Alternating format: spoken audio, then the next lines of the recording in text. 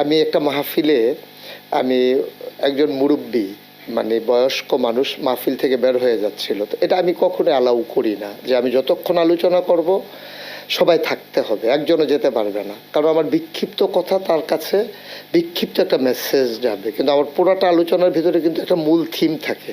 তো সে যদি অর্ধেক শুনে চলে যায় তাহলে তো সে আমার মূল থিমটা পেল না। তো ও যখন চলে যাচ্ছিল আমি তখন ডেকে বলছিলাম যে আমার মতো করে আমি যে মুরব্বী মানে যাওয়া যাবে না, এটাই ইশারায় বলছিলাম। তো এটাই ভাবে যে আপনার ছেলেরা এইভাবে নেবে এটাই বুঝি নাই। তো এটার ভিতরে ওরা একটা আনন্দ খুঁজে পেয়েছে, এবং সরকারের বদল হওয়ার কারণে এখন যে সমস্ত মানুষগুলো মুরব্বির কাতারে ছিল যারা যখন পালিয়ে যাচ্ছে সেখানে ওই কথাটা চলে যায়, এটা যায় প্রসঙ্গক্রমেই যায়। এবং আমি একটা কথা বলেছিলাম